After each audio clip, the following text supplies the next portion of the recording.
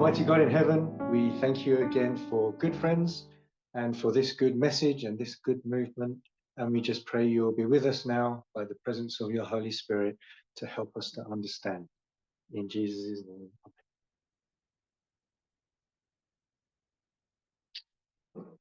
Okay, so I thought I'd look into the reasons why I dropped November 5th and took on July 18th. So it might be led by your questions more than me just presenting. So again, as usual, shout out.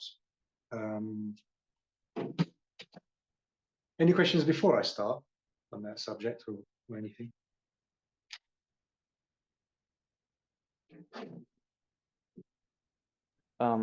Yeah, maybe was any of the things we discussed so far part of the reason why you moved from? I don't think so. I don't think so, no. Okay.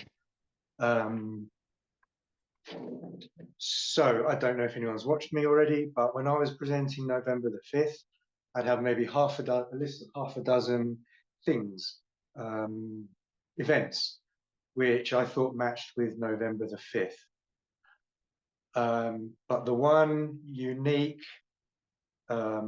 event, thing, concept would be the Mark of the Beast test. I really thought November the 5th was true because it was the only date where the people were doing something. July 18th, the average US person in the US wasn't doing anything. So I thought, how are they being tested by the Mark of the Beast test? Same for January 20th and anything else. So that was my strongest argument because it was unique to November the 5th. I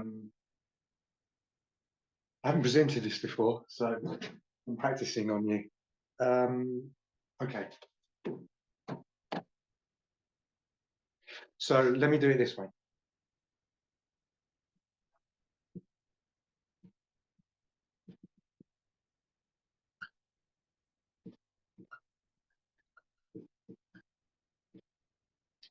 As far as I know, in this movement, we had always taught that the Mark of the Beast test is at the Mark of the Beast waymark. So we would put the test here. And so because I say always in the movement, I'm not necessarily talking about a repeating pattern. If you want me to parallel that, I can. But I'm just talking really just Ellen White. I think Jeff used to say Sunday law is a test. He even, one of the areas where Elder Jeff kind of went off track a little bit, and around 2015, I think it was, Elder Parminder brought us back on track. Elder Jeff was so convinced that the test was here, he would start quoting Ellen White close of probation texts and place them at Sunday law, if anyone remembers that. And he would say, the Sunday law is just like a litmus test or a pregnancy test. You're getting pregnant back here, and this is just, it is a test, but everything, the way Elder Parminder would say it is, everything is done and dusted by Sunday law waymark. Elder Jeff would say, character isn't developed in a crisis, it's revealed. So your character is set at Sunday law. That's when you're tested, and then you give a faithful loud cry in this history, and all that is demonstrating to the sealing angel, to the universe, that you passed this test already, and now it's visible and you're showing that you passed.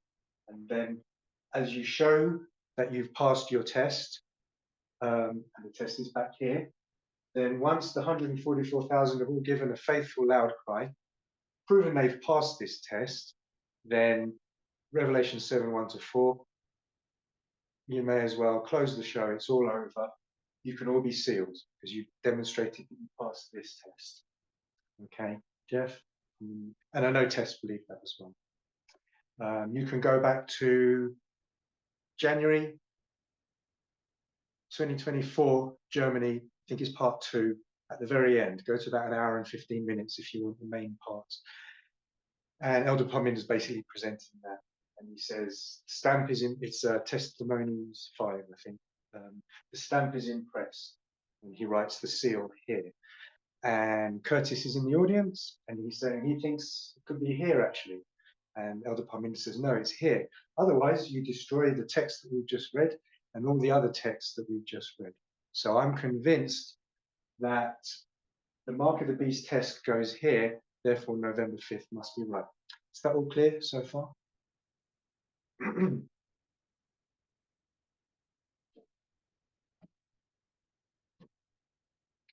Okay, then in February in France, Elder Terry says, the test isn't even here. The test is actually here. You get tested at the loud cry. So if that's correct, then the main piece of evidence that I had collapses. And I knew I knew as I watched it within a day or two, I was telling people, I think November 5th is about to collapse. So that's when I said I'm on board July 18th. And then over the next days and weeks, looking at it, I've been trying to figure it all out. Okay, so I'm going to try and present the way I understand the test is at loud cry. Okay. Different people understand things in different ways. Okay, so this is how I understand it. I'm going to go from. So we'll use the 1888 model. Okay.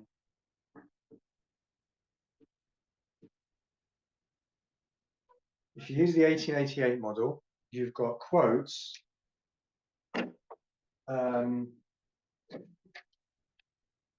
that you could use to prove both. You can use a quote or more to say the test is at Sunday law, and there's other quotes that say it's at loud cry. I think I'll read one for each. Sunny? Okay, this is manuscript 51, 1899. May as well write it up.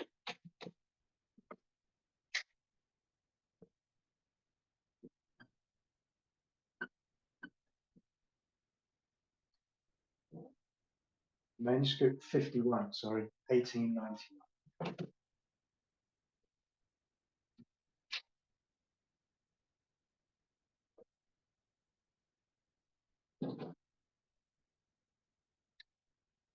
No one has yet received the mark of the beast. The testing time has not yet come. And then I'm skipping along a bit. When the decree shall go forth, enforcing the counterfeit Sabbath, and the loud cry of the third angel shall warn people against the worship of the beast and its image, the line will clearly be drawn between the false and the true. Then those who still continuing in transgression will receive the mark of the beast. So the testing time hasn't yet come. When the decree, the Sunday law goes forth, enforced, and the loud cry of the third angel, then you receive the mark of the beast. And then here's another one, where Ellen White places the test at the Sunday law line.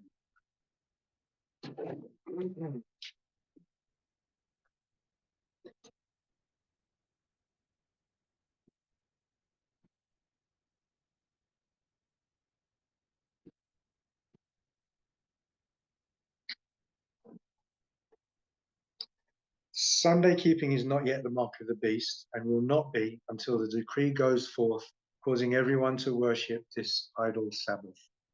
The time will come when this day will be the test, but that time has not yet come. So she's saying the mark of the beast, and she uses the word test, will not be until the decree goes forth. So that sounds to me like something. So a point I want to make is Ellen White wasn't, I'll say time setting here, using events, I don't mean dates. The purpose for Ellen White is to explain a doctrine or a prophecy. She's not narrowing it down to the nearest 4 months, July, August, September, October, November. Okay, so you can't use quotes like that to choose between two dates which are only 4 months apart. Okay, that's not the purpose of her quote. I think Elder Terry says she got this question about what Ellen White says. And I think she said something like Ellen White, who conflates everything, it's all just grouped together. She's not, I'll say, time setting. Does that all make sense?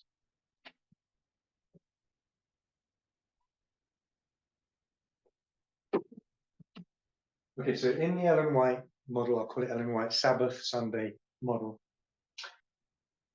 The Sunday law is passed, and the law doesn't have any teeth in it. You can get away with still keeping Sabbath and not keeping Sunday. Then, as the issues swell, as the time moves on, it gets more and more restrictive. And I think it starts with things like fines, and then moves to things like imprisonment, and then eventually, isn't it, torture and death decree and all of that.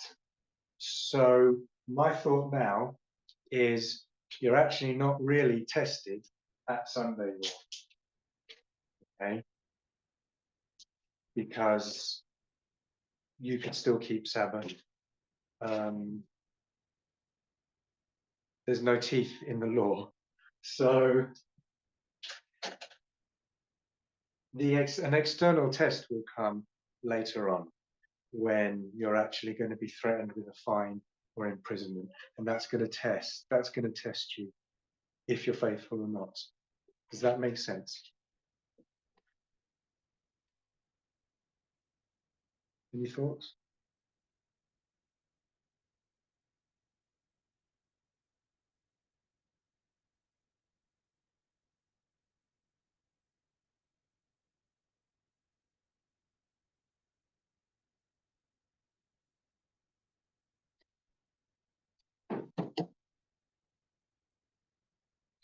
Okay.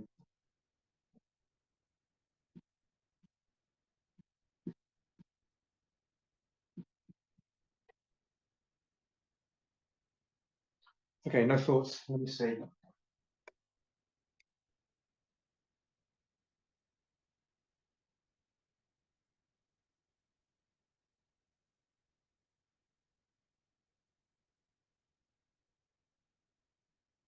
The other thing, I think I was always okay with, or I became okay with July 18 being the image of the beast set up and revealed. It's just that I would say I'm okay with it being the agitation. And then November 5th, Sunday law would come afterwards.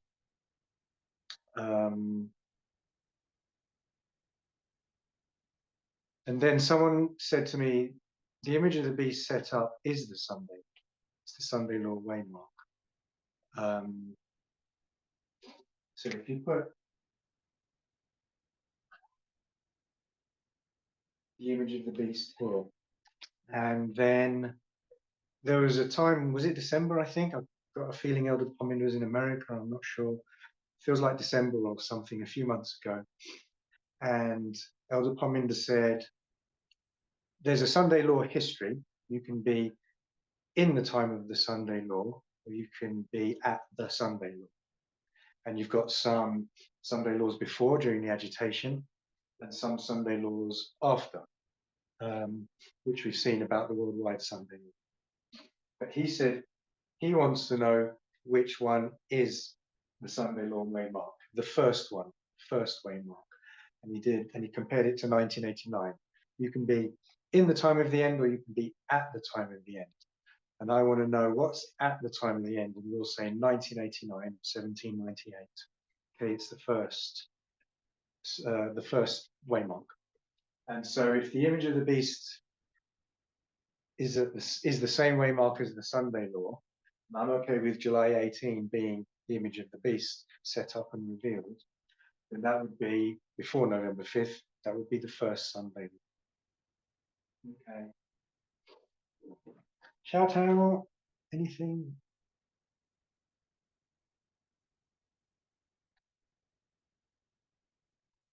I don't know if it matters, but I'm still okay with the way Jeff used to teach it.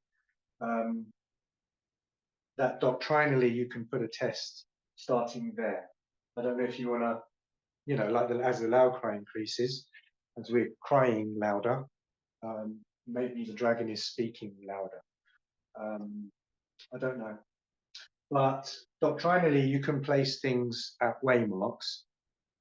Like Elder Parminder always used to say, but how's it going to look? I mean, that's how it looks on paper in nice, eloquent language and everything, but how's it going to look on the day? So I'll give you an example. So we say, I'll say 9/11 because I want to choose a day. And we say, that's the sprinkling of the latter rain.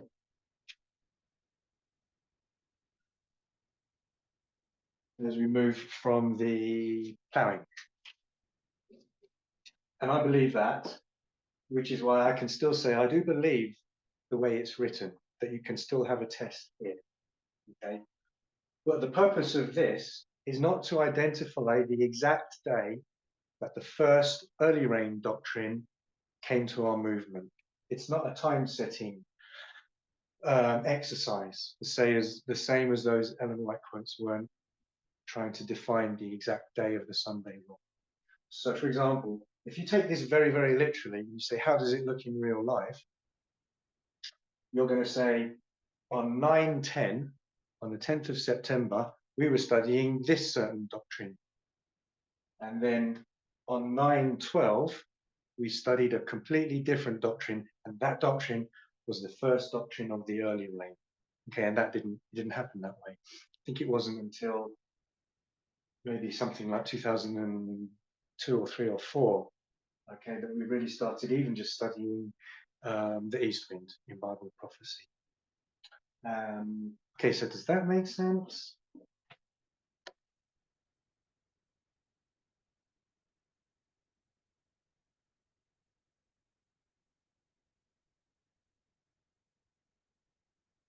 So I suppose that's the model that Elder Terry spotted, and as we're now past that waymark, God can give us light on that.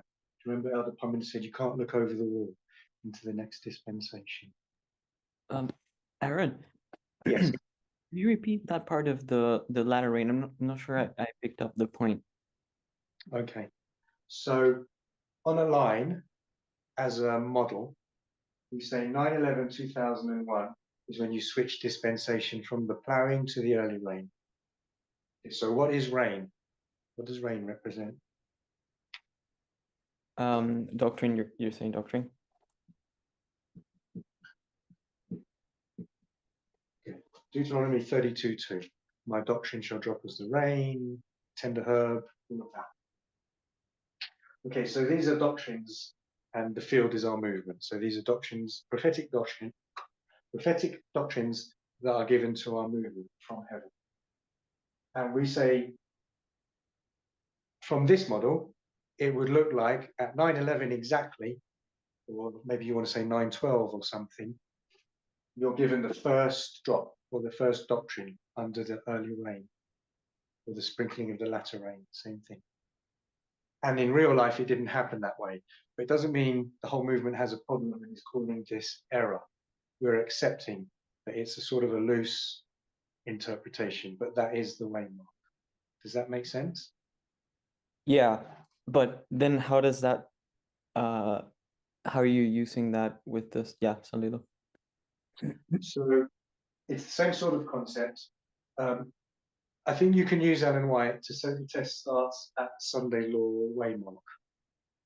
And I'm still okay with all of those texts and all of the ways Elders Jeff and Parminder interpreted them. And Elder Tess, I'm still okay with that doctrine. But in real life, how does it look? In real life, if you're in 1888, the Sunday law gets passed and you're not really tested on that day. You can still keep the next Sabbath and you don't have to go to church on that Sunday. So you're not really actually in real life being tested. So the same as this, in reality, our first doctrine under the early rain probably came, I'll just say 2004, okay? So it would look like that. That's the reality. but that's the model. Does that make sense? Because you only start to get tested when you have to pay a price, when you've got to go to prison or whatever. Gotcha. Yeah. And So so that's all right. Go ahead. you're doing that because you were beforehand you were saying that the test had to be at the Sunday law.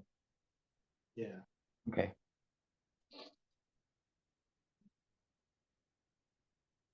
Okay, that's the way I understand it at the moment, but it's all quite new to me. So,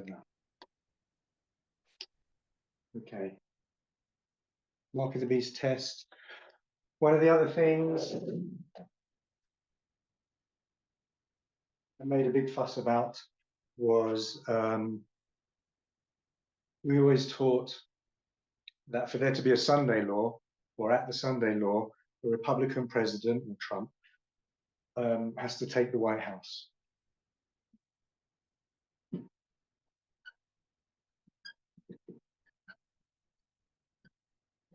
So if you know me being really black and white, in July, Biden was in the White House. And it wasn't until November 5th that a Republican president took the White House. So I saw that as all very literal as well, but it has to happen like the day. And someone said to me, I said, why did we even say that? And it's because in Ellen White's day, it was going to be a Sunday law. So she says the speaking of a nation is the legislative and judicial branches, because they're the ones that deal with laws. But in our day, it's not going to be a Sunday law. So we include the executive branch as well. And I guess the reason, or one of the reasons, I can't remember, that we do that is because under the seventh head, America dictates over the United Nations. And the only way you can do that is through the president and the White House. I wonder if it's correct to say that Congress, the House and the Senate and the Supreme Court, they can't really dictate over other countries. So in order for that model to work, we knew Trump, Republican president, has to take the White House. So me being me thinks, there you go, it has to be from day one. Otherwise you don't have a Sunday law. And it's not, I don't believe that's correct anymore, because the purpose of this study is just to say during this Sunday law history, America's dictating. It doesn't mean you can go to the exact day and, you know, July 18 or November 5th, it's 4 months apart or 3.5 or whatever it is. And it, again, this doctrine is not intended to, I'll say, time set or to identify the exact day of the Sunday law. It's just the conditions that this whole history and onward is under a Republican dictator, I'll just say. So there was another one.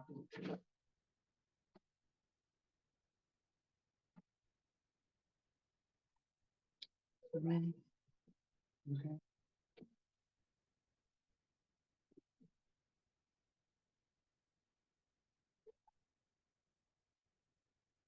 Okay, I'll just cover one more, and if there's no questions or anything.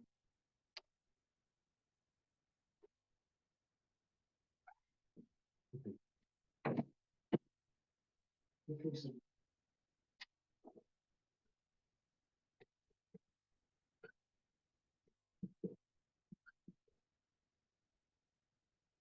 so the other point I made for November 5th was the death of the King of the South. And Elder Tess said, at the Sunday law, which she thought was the death of the King of the South, you probably won't see Russia collapse like 1991. It's going to look different in our day. And you might just see Russia lose a proxy. So around November 5th, Russia, I'll say, lost all of its Middle Eastern proxies, or at least they became very ineffective. November, so October 27th. I don't need to write it down. October 27, Israel flies sorties over to Iran, and it just takes out all of their air defenses, their surface-to-air missiles, and leaves Iran completely defenseless. And they take out some military installations, and then Israeli jets return to Israel, not a single jet shot down, not a single pilot hurt. And Iran now has no air defenses. Okay, that was October 27, which was near enough to November 5th for me. And then I think December 7, or anyway, Assad flees Damascus. And then the Syrian regime changes. So you've got Iran and Syria falling, Iran militarily and Syria politically, falling all around November 5th. And I was saying, I think the Middle Eastern proxies are more important than Ukraine, strategically at least. And before that, I think Hezbollah and Hamas had been rendered completely ineffective in a few months before that. And you've only otherwise got the Houthis, who've never landed a decisive strike on Israel. So I thought the Middle Eastern proxies being lost by the King of the South is what Elder Tess, in reference to what Elder Tess was, I'll say, guessing, thought that fitted quite well. But there's a model which Elder Parminder used to teach a long time ago. If you go back to the Cold War, you've got two theatres during that Cold War. Same, you've got the Middle East and you've got Europe. So today, Europe would be Ukraine. And you can place the Middle East being lost at 1989. That's what we do prophetically. And then only afterwards, I'll say 1991, the European theatre falls, the Eastern Bloc, Eastern European countries. And it was the European theatre which brought down the King of the South. In the words of the last presentation, complete and final death. And so I think, yeah, you have to look to that as well. So anyway, that's the main reasons I changed and switched to July 18. So that's all I was going to explain really for today. Any thoughts?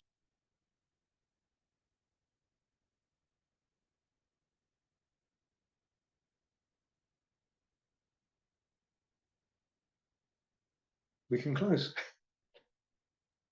Aaron, so literally, I think. Aaron, could you just go over again about the mark of the? I guess the test. What was the arguments to make the test at the Sunday law that you had, so that you could just sort of bullet point them? So there's some Ellen White quotes, but they're not so strong because you can use counter quotes. So Elder Jeff, I'll do it in order. Elder Jeff said this is like a litmus test, a pregnancy test. Your testing time is here. Then at the Sunday law, you pass your final test. This is the way I think I remember you teaching it. 2001, the judgment of the living starts. Okay. And here, you're born. 27 AD, you're reborn.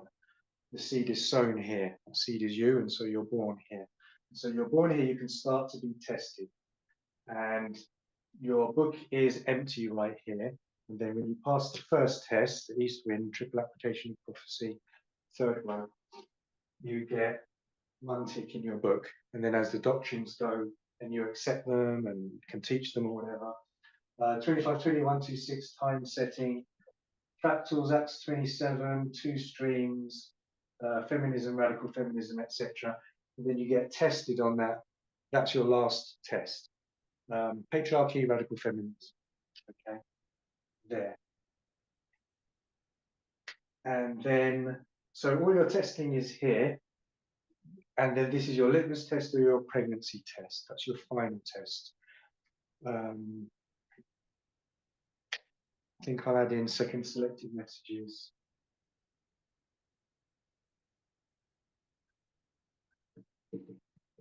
(80.4).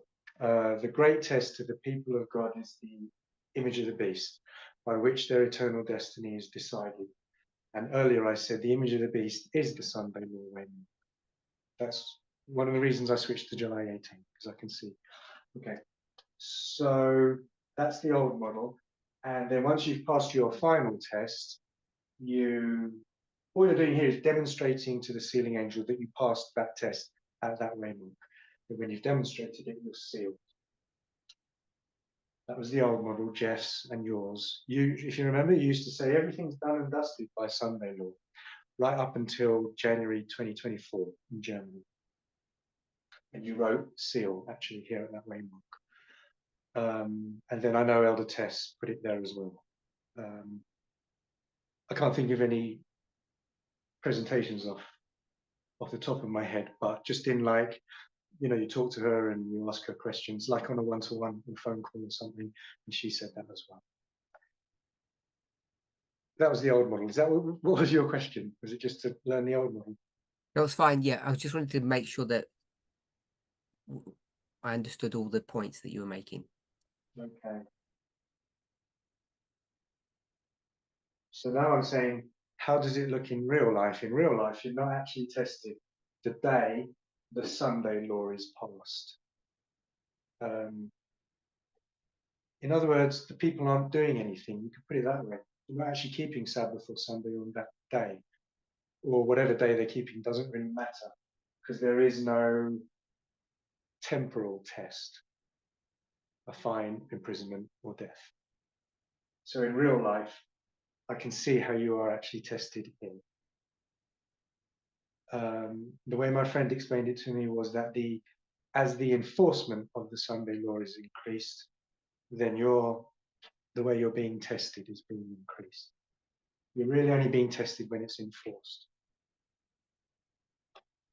Okay. Hi, Aaron. Yes.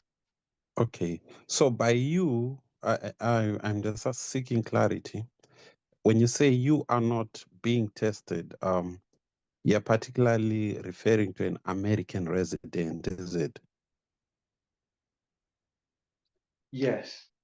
Because this If would you are be staying, if you are living, if you live in America, you are not being tested. So, my question then would be, so the Americans are tested first, with regards to, well, literally, if we're talking about 1888, the Americans are tested first with regards to Saturday or Sunday.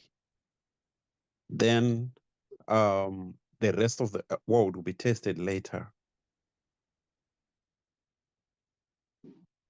yes. That was what we were talking about in the last presentation as well. Last day events 135. Once the Sunday law leads out, every other country will follow suit, something like that. So yeah. Aaron, can I just ask something about that? So that I understand the concept of progression in the sense that you're not tested until it starts to have some teeth in the law, like you were saying. But I suppose in the old model, we knew at the Sunday law what the test was. And in this model, are you expecting a test at the land cry, or is your concept that we're tested on Trumpism, whether we just agree with it or not, and it's just increasing pressure in some way, whether you agree with Trumpism or MAGA movement or not?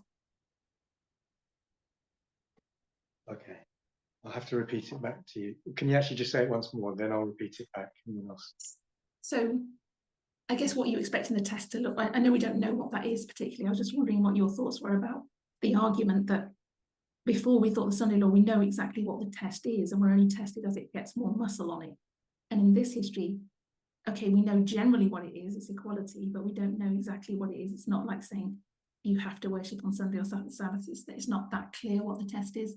So are you expecting that test to become clearer at the loud cry? What's your thoughts about that? I suppose so. Don't look to me for an answer though. Okay.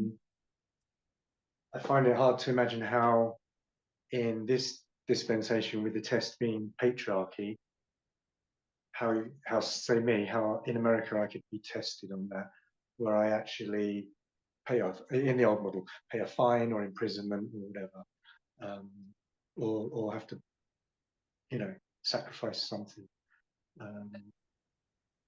Emma, could you just summarize your question really shortly? I'm not sure I understood what your question was. I think my concept before was when that Sunday law, Aaron's used the argument of progression, that once the law is passed, it's going to take time to enforce it. And that sort of makes sense that we're not tested at July if we make that application that it's July. And my question is, but even with the old model, we knew exactly what the test was to be enforced. So we're expecting it to get harder and harder, but we know exactly what we're dealing with.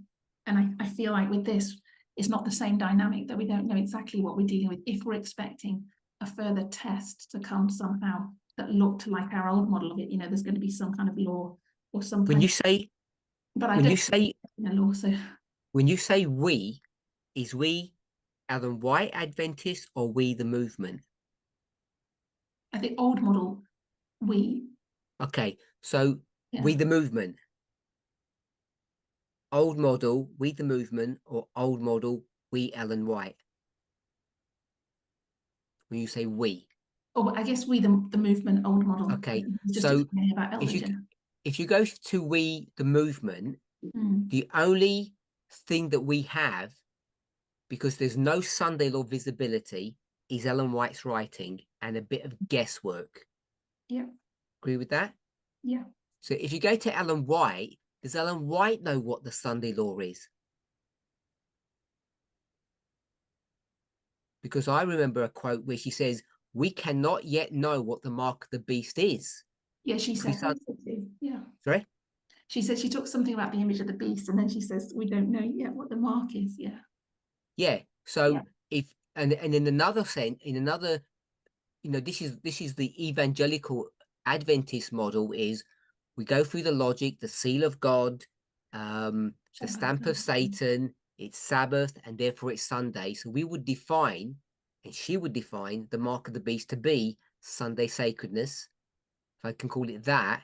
And yet she's also going to make a statement, we don't even know what we can't define what the mark of the beast is. So my only response based upon all of that is that you might think that we knew or could define what the test was in the Sunday law model, but I don't think we really could. Besides saying it's some kind of struggle between Saturday and Sunday. And in the same way, we're saying there's some kind of struggle between, depending on how you want to phrase it, patriarchy and feminism, men and women. And so even our vagueness, I would suggest, is just as vague as we, the movement in the olden days, and Adventism in the olden days, and Adventism today, in fact. Because we might say it's a struggle between Saturday and Sunday, but there was no way to define what that would look like, what the trigger would look like, and how it would operate. You can do it in the 19th century because we have a historical build-up for that.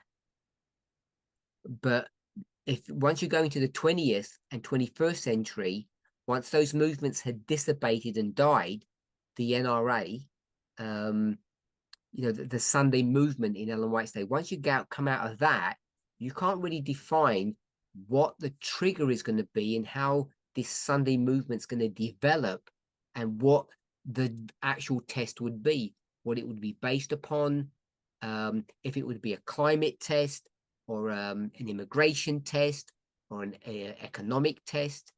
None of that was known, and I don't think it's ever been known since then. So we might have contented ourselves that we knew it was very definitive, some Sunday thing, some Sunday law, but I don't think it was as definitive as even if you just think about it, I don't think it's that definitive. Because if I were to ask you now, tell me what the test was, your understanding, go back 10 years, 15 years, and then project forward, and you tell me what the test was, you'd be hard pressed to say, actually, it's this thing. You wouldn't be able to define what it was. Besides some Sunday, something to do with Sunday, and they're going to put some kind of law connected to it, which is where we're at now. We're saying there's some kind of test, feminism, patriarchy, and there's going to be some law connected to it, potentially. we know there's going to be laws because we've seen a scattering of executive orders, and now now they're going to the Supreme Court, who are, however you want to explain that, who aren't supposed to define what law is, but they're now in some shape or form defining law. The summary of what I've just said is, I'm questioning whether we were that definitive in the past, or we knew as much as maybe you suggesting that we did. If I've understood your question correct, but I may not have done. Yes, I understand that, and I suppose that, like you said about laws, I think we're still expecting law of some kind. And I was wondering if that's even going to be, because we didn't really have we've changed so much about Sunday and the law bit, that we're expecting some visible, I don't know, test, and it's just not going to look like that because it's a progressive test about equality. That, you know, whether you agree with Trumpism or not, and not, I suppose the knock-on thought about that is not everyone's going to be tested anyway. If we go by something like the fugitive slave law, which is only, we don't really have the details of that either, actually. But not everybody would have been tested by that, because not everybody would have had to harbor a slave or send one back. So even though it's a general law that's passed, it's, you still have as an individual to decide whether you're going to agree with it or not, and what you would do. So is that enough? Even now, people are deciding whether they agree with Trumpism and what they're going to do about it. So in that sense, it's, yeah, I don't know where I'm going with that, sorry. So are you answering your own question? No, that's another thought on top of how we expected it to look before. Yeah. Isn't it the same thought? Yeah, yes, same thought, yeah. No. And that's why I was wondering what Aaron thought about that, whether because he seemed to use that as an argument that because it's progressive, that makes sense now. And I'm saying, I'm just wondering for how that stands up.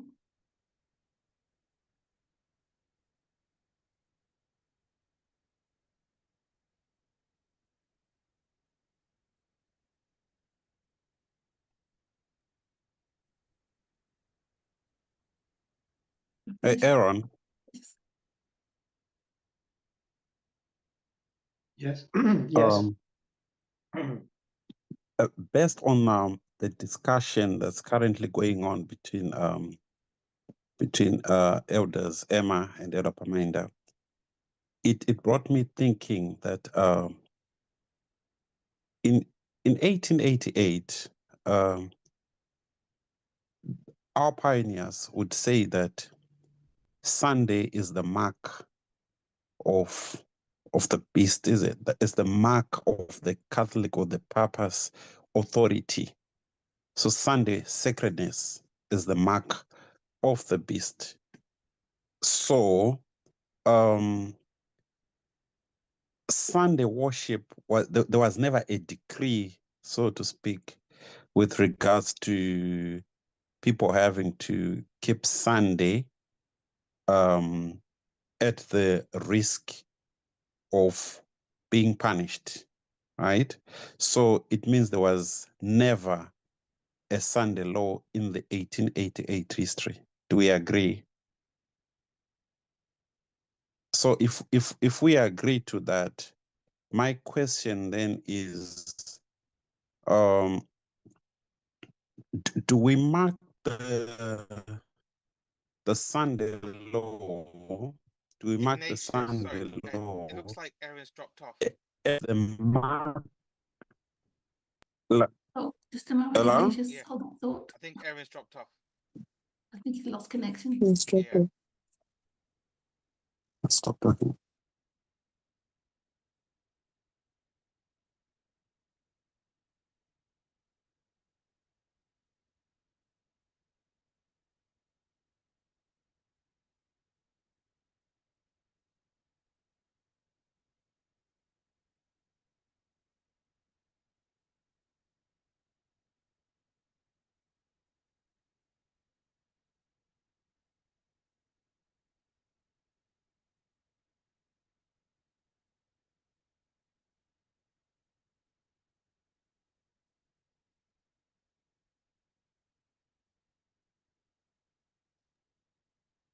Yeah, I don't know what happened. My Zoom just closed.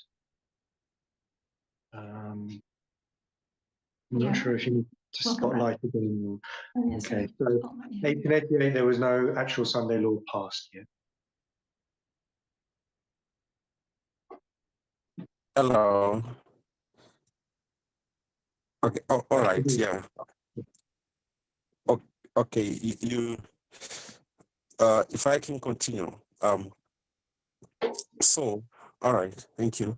So, my question was then, if we are to define the mark of the beast, the Sunday law, would we mark it at the image of the beast or the mark of the beast?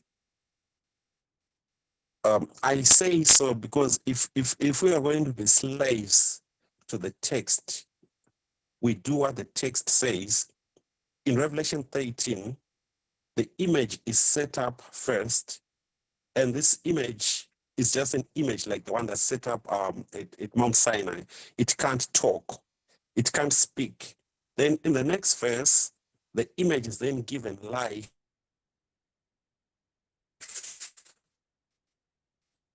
to speak. You see now, to say, okay, you need to do 1, 2, 3, 4. And the image says, well, if you're not going to worship the image of the beast, you're going to be killed. It is actually the image thing. You see, so if we're going to be slaves, the first part of what the text is instructing us to do is to identify the image, right? And the image, we should see it being set up first, which is a setup that is exactly the same as the one that we find in Revelation chapter 13, verse 1 to 10, a setup of a church that has power to control the state. For me, that's the image of the beast. But that image cannot speak. And we already know that the speaking of a nation is through its legislative and judicial branch. So this image cannot speak. It needs power. And I suggest that in our time, that the power would be through an election. You need an election in order to give power to the Republican Party, so to speak, so that it can be able to have those executive orders signed, to have those laws actually being being put up. So I want to understand that where exactly do we put the Sunday law? Do we mark the national Sunday law? Is it when the image of the beast is set up? For me, we should be July 18, or when the image of the beast is given power to speak, which will be November 5. Because the image is set up by July 18, right? Then on November 5, verse 15 is fulfilled. 13 verse 15 ended. Power to give life unto the image of the beast, that the image of the beast should both speak and cause as many as would not worship the image. So the image can do two things now, right? And the word worship there is like to emulate, to praise, you see, to endorse, so to speak. You see now. So verse 15 for me is the one that's then gets fulfilled. 18 verse 15 is the one that's then fulfilled on November 5. So the question is, do we mark the Sunday law at the setup of the image, or we mark the Sunday law when the image is given life to speak?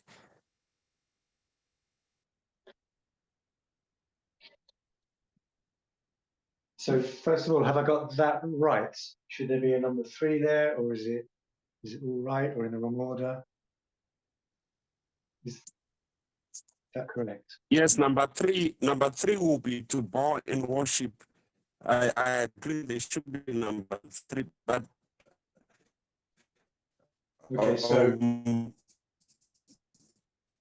in my understanding, number 3 is not yet there, but number 1 and 2 is there. Number 3 is developing. In my understanding. so when they bow, it's because there's music, and I think Elder Parminder might have said that would be the loud cry, the music.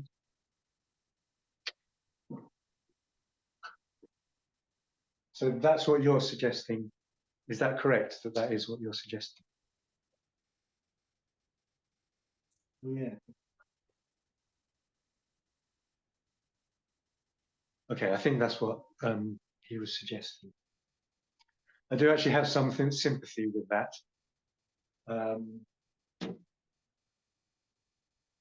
You explained it better than I could. Any I thought? agree.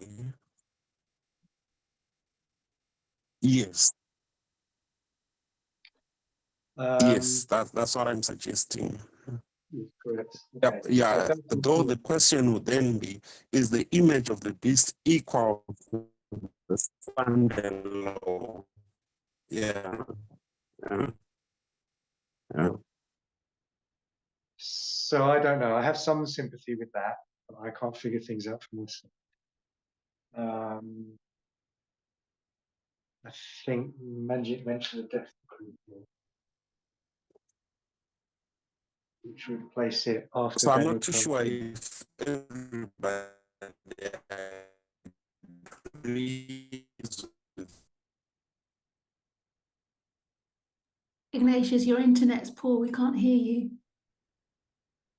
You might want to write it in the chat. I don't know. It's cutting out. What's the word? Nice meeting. Okay. So Ignatius, you say that was Ignatius. He explained it. There's no point in repeating. I think he explained it well. He said what I've written on the board is a correct representation of what he said.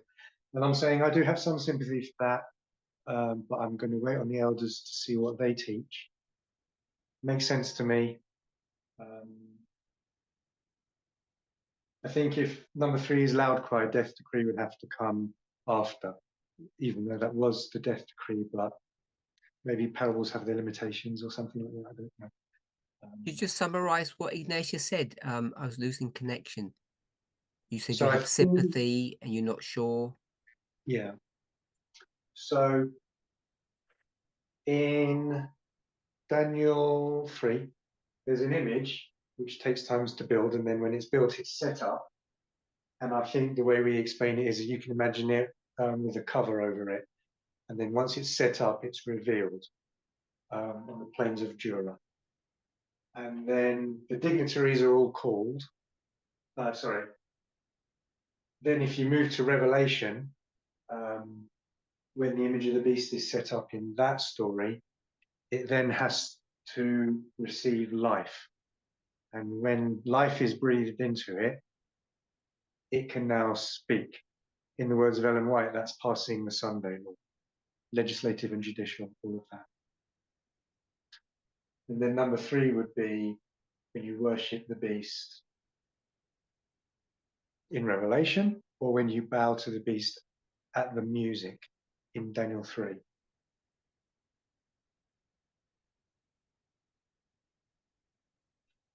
So am I right in saying Ellen White just puts them all together at the same event, same waymark? Because she says, the great test of the people of, the image of the beast is the great test of the people of God by which their eternal destiny is decided before the close of their probation. And the great test is the mark of the beast, the Sunday law. So the image of the beast passes the mark of the beast. She says it's the image of the beast which is the great test. So I'm thinking image of the beast at the same time as mark of the beast, which would be that model where you put the test. Image of the beast, mark of the beast at the same waymark. And then how do you give that image life? So the reason I have sympathy with it is because the way I'm thinking is the image of the beast is set up on July 18. So I agree with number one. And then if the image of the beast is the Republican Party, how do you give them life to do stuff? Because in July 18, they couldn't do anything. They can only start doing stuff after November 5th, when the people give it life and power and an ability to speak. And speaking is passing laws or just doing stuff. And then,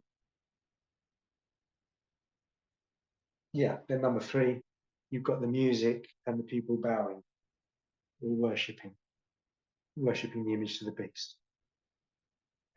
And the question is, which one is Sunday law, one or two? Which one is the Sunday law waymark? So if you use this kind of thought, second selected message is 80.4, July 18 is the Sunday law. Or you could use an Ellen White quote to say, speaking is the Sunday law, because speaking is laws. So, Problem is, as we said, in our model, it's different. So you can't really use Ellen White that way, I don't think, because it's not a law. Go ahead. so when you said you had sympathy with what Ignatius was saying Sunday law is what? I think he was asking which one or two. Okay, but you said you had sympathy. I have sympathy with November 5th being two. Okay, and that's what he was suggesting? No, I don't think so, but he did start to break up. But I think he was saying, which one do I see as the Sunday law? So my answer would be number one. Still comfortable with number one, July 18 being the Sunday law. Okay. I know I noticed Curtis isn't here, and I know Curtis has done Daniel 3, which you mentioned. So that's unfortunate. But just one question. Did I hear you say the people give life? That would be November. Yeah, because the people voted. So it's the. I haven't checked in Revelation 13. In Revelation 13, is it the people that give life? No, it's the two horn, the lamb-like beast.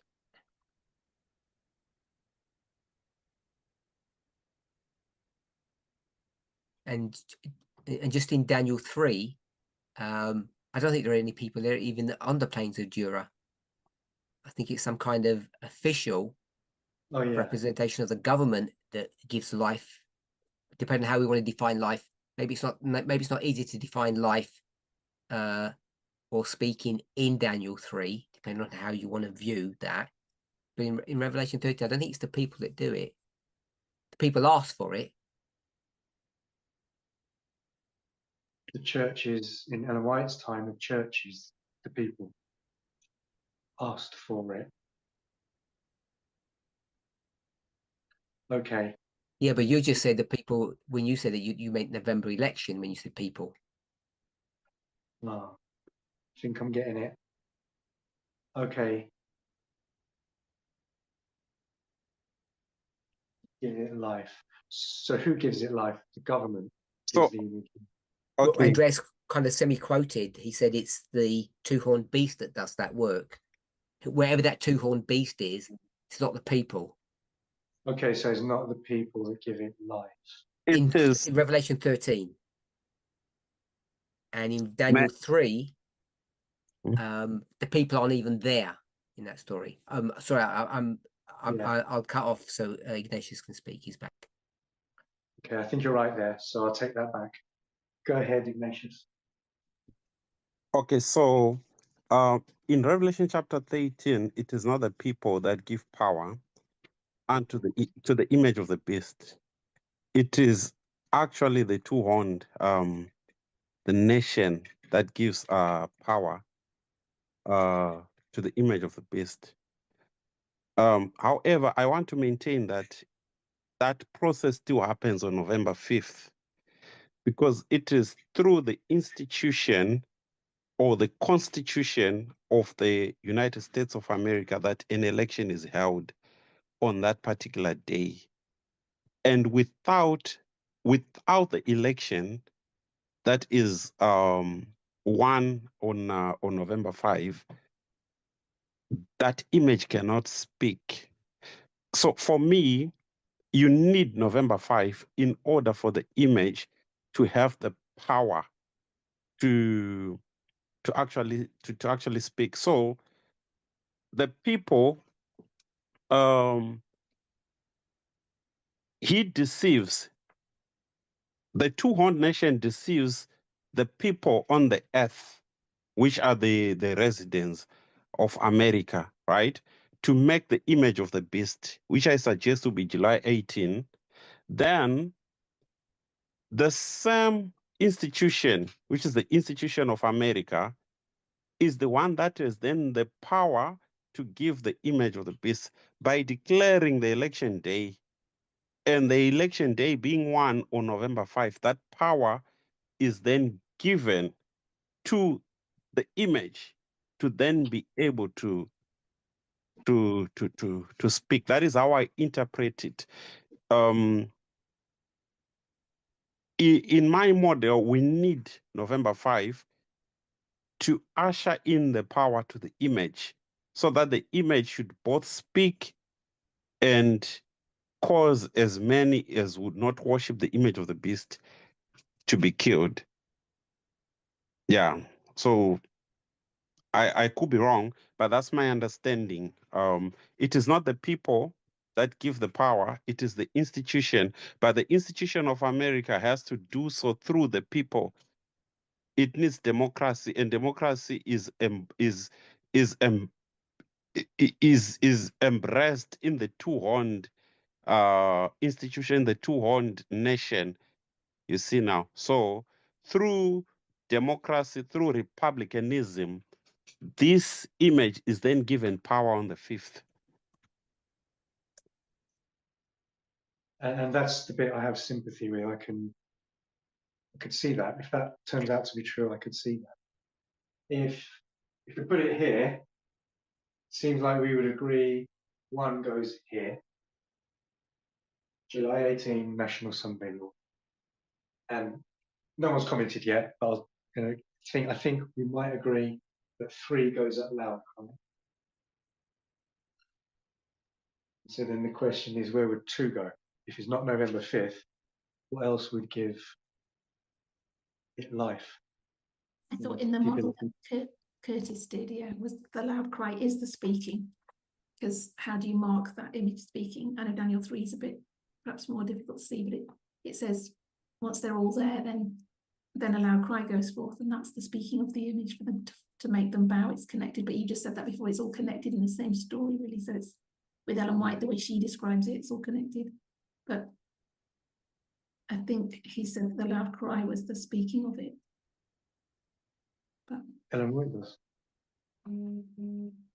Curtis does. no, Curtis said that. Curtis. And that's an old study that we used to do as well. Mm. At the speaking, there's basically 666. The image is 666, not the music. No, I think even the music. It just mentions the instruments. Isn't there 7 instruments? Through some kind of symbology. I'm pretty sure there's a study that speaks about just the fact that someone's crying with the loud voice in that story. Yeah. You're driven to make that the loud cry. Yeah. Yeah. I think like in the model that Curtis has, he's having life as a separate event to speaking.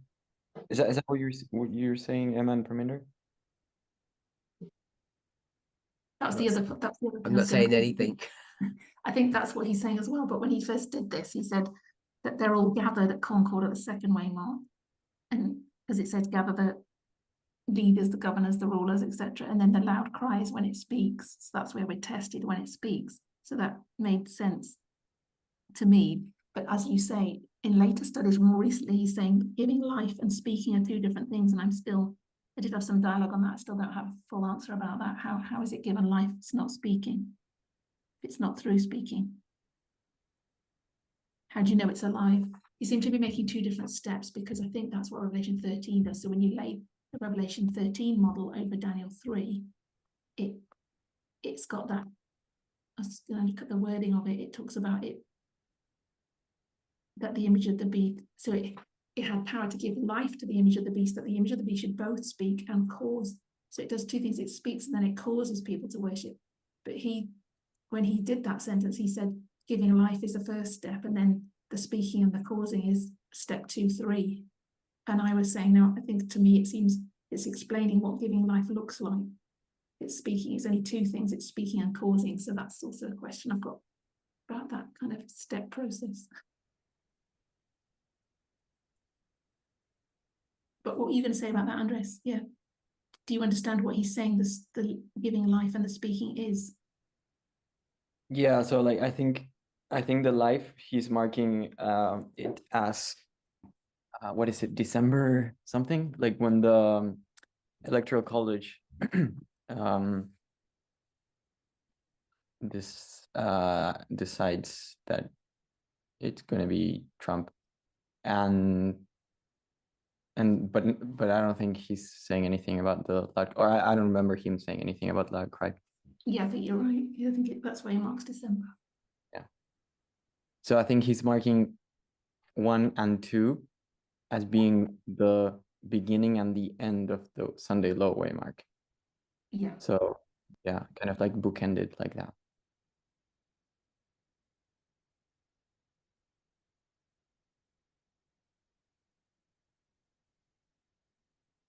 Aaron, can I ask you something?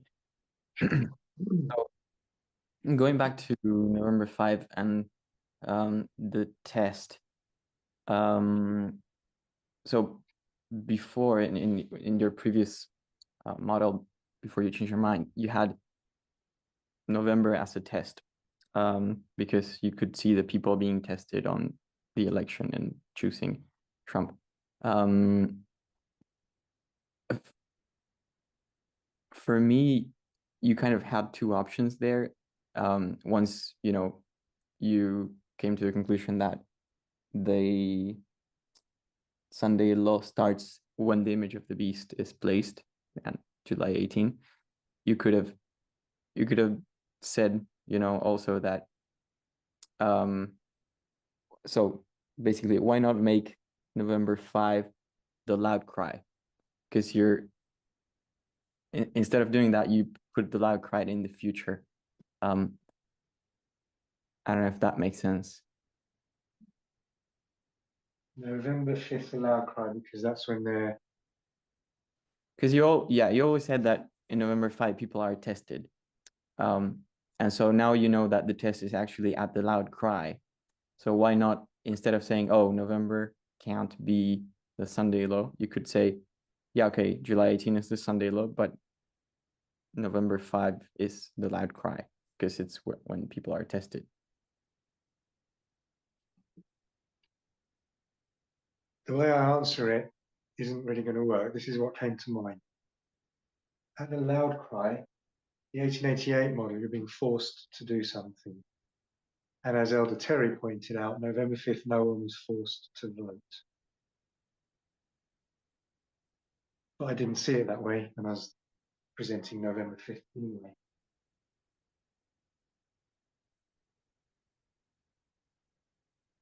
Because the way I used to teach November 5th was you get the mark of the beast in your forehead when you believe Trumpism, and you get it in the hand when you're just going along with your family and your church and your friends, and you do it anyway.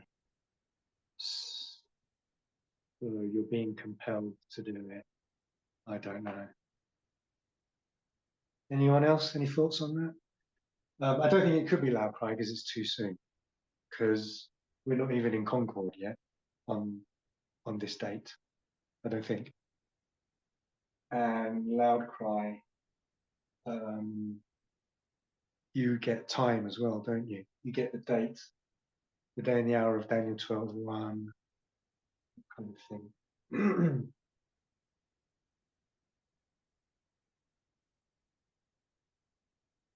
And the movement isn't really giving a loud cry at November 5th, however you think the loud cry looks in real life.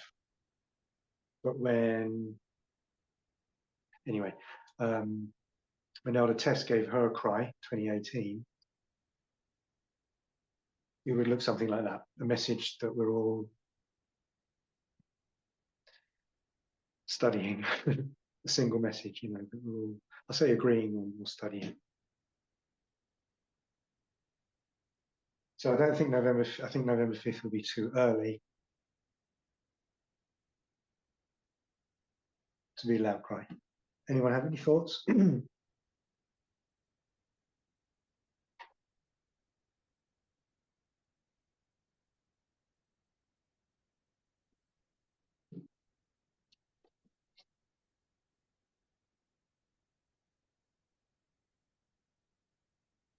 So I'll just ask a quick question. If there's nothing, we'll close. But is that what we think is probably correct at the moment?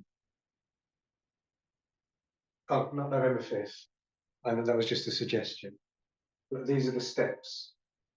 Set up and revealed, then it's given life, then it speaks, and the people bow or worship.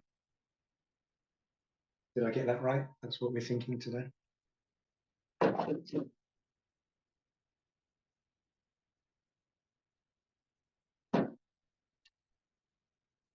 Well, that makes sense. Okay. I think that's what Arminder just said. Okay. I'm And it seems to agree with what Curtis and Elder Terry say, does it? Either way. I'm not sure about the life bit, but Okay. but it makes sense that yeah, we're not at. I think Elder Terry saying we're not at Concord yet anyway. But yeah, Right. we're not at we don't know exactly what that I'm looks like. thinking Concord is when everyone agrees on a date. And Still had questions about Daniel 3 if we say that's only leaders and people there. Is that all about the government being tested, not the people? It's all leaders and governors and rulers. But that's just one model, I suppose. And then you've got Revelation 13, which says the whole world. What does the whole world mean? Yeah. When you put Daniel 3 and Revelation together, Yeah. it's a bit difficult because the people aren't represented in Daniel 3 at all. No. So No.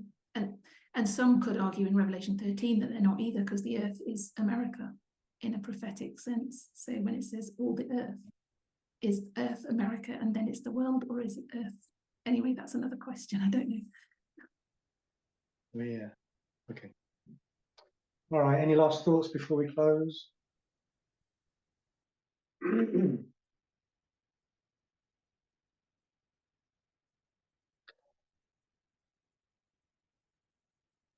So someone says still the people are represented by the leaders.